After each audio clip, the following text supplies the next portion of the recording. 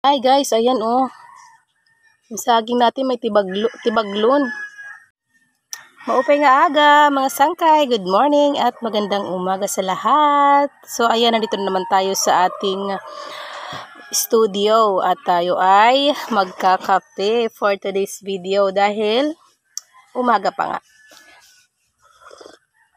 At ang partner ng kape natin ngayon ay ang tinapay dito sa probinsya, yung ating saging na saba na nilaga. So guys, wala namang kakaiwas sa ating pagkain for today. Ayan, nilaga lang siya na saging na medyo, nasubrahan na siya sa hinog. Ayan. So, masarap siyang partner sa kape. Ito oh, ang cute niya, no? Para siyang, basta ang cute ng size niya. So, ito ang uunahin kong buksan. Alam niyo ba guys, naalala ko lang nung mga bata pa kami. Kapag may saging na ganito na kahinog, ay matutuwa ka na talaga. Pwedeng pang lunch, pwedeng pang dinner, hindi lang pang almusal. So, ayan. Meron nga doong, may pamilya nga dati, na kasi kami, may rice talaga yan sa isang araw, at least, na sa isang kainan, may isang rice. May iba talaga na, parang buong araw nila, puro duma, ang tawag duma, ang pagkain, di ba? Kasi nga, ang hirap-hirap ng buhay. Pero ang napakaswerte pa rin natin kapag tayo ay nasa probinsya, gawa nga ng marami pa rin mga alternatibong pagkain na source of carbohydrates na pwede natin kainin. Di ba? Yun ang kinaganda ng nasa probinsya ka. Kasi kung nasa lungsod or nasa mga city ka, syempre wala kang choice, kundi ngalakal, ayan. Wala din kasing choice na pagkukunan ng pagkain. So, ayan na nga guys, napakwento na naman ako dito. At hindi ko pa nakakagat yung aking saging kasi actually medyo mainit pa siya at pinapalamig-lamig ko lang. Kaya ako ay nagkakwento ng kaunti. Pero alam nyo ba guys, na yung panganay kong anak na si Dudong, ito yung pinaglihi ko sa kanya, yung saging na saba na nilaga. Kaya ang puti-puti niya guys. Pero actually hindi yung hinog, yung hilaw. Kaya maputi yung anak ko, di ba? Makikita niya. Kaya sobrang puti. Diba? Yan ang pinaglihan ko sa kanya. Ito pala. So, ayan. Natatakam na yung mga kasama ko dito kasi gusto na nila manghingi ng saging. Kain tayo.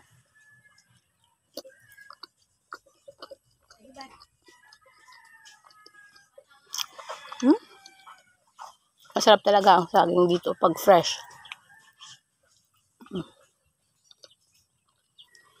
Dalawang kagat lang guys ang isang saging.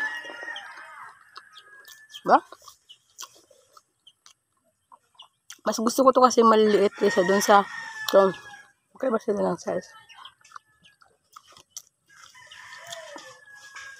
Kasi ito siya, hindi pa masyadong hinog. Siyempre yung nauunang mahinog, yung mga nandito sa puno yung malalaki. Ay guys, ayan oh. Yung saging natin may tibaglon. Alam niyo ba kung anong tibaglon? Ako hindi ko alam sa Tagalog kung ano yun. Basta, ganyan parang may siya, may sakit yung saging natin. Ayan oh, hindi siya healthy. Pero yung isa kanina nakain ko okay naman. Ito, ganito yung laman nito. Ayan siya oh. Para siyang sira sa loob. No. Pero try pa rin natin kung ano yung lasa nito. Kasi pwede pa naman kainin to. Depende lang sa maarte at sa river ng kaartihan. Okay naman, matamis pa rin. Pero hindi ganun katamisan.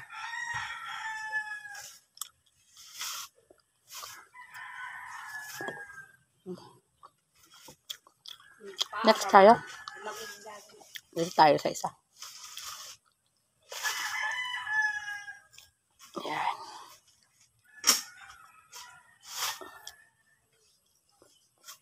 Ito maayos to.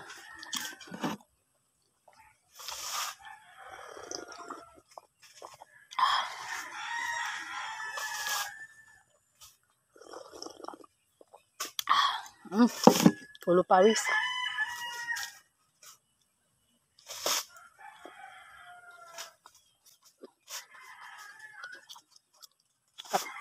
Pwede sa kape.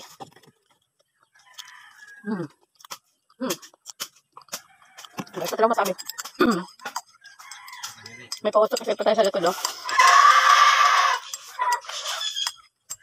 Nagalit yung manok.